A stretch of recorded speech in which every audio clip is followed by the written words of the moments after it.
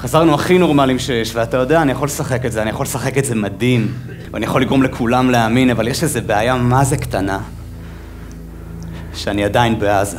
אני חושבת שההצגה הזו מאפשרת, מחזקת וגורמת לאנשים שנמצאים בעורף, להבין מה באמת עובר על החיילים שלנו, ומה החיילים שלנו עברו, ומה הם זקוקים.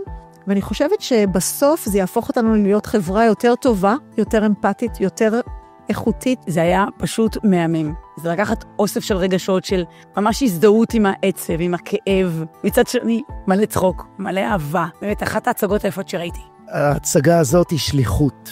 היא שליחות לחיילים עצמם, שהולכים לראות את ההצגה הזאת, ובאיזשהו מקום גם לאבד את מה שעובר עליהם.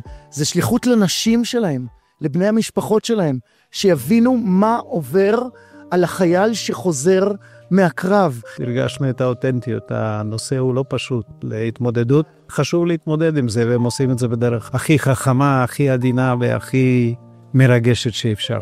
אני מרגיש שיש פה משהו גדול, שיכול לגעת בכל כך הרבה אנשים, מקווה שזה יגיע לכמה שיותר אנשים, כי זה רק יעזור ויועיל. הרבה דמעות, הרבה הומור, שהוא באמת הומור אמיתי שאנחנו ככה חיים אותו ביום יום, הלוחמים. זה סוג של טיפול באומנות, מה שקורה פה בהצגה הזאת. זו הצגה שיושבת על הנושאים הכי כאובים והכי חשובים והכי מעוררי תקווה גם לחברה הישראלית, כי אם יטפלו בכל האנשים שסובלים מפוסט-טראומה, זה אולי המשימה הכי חשובה ליום שאחרי.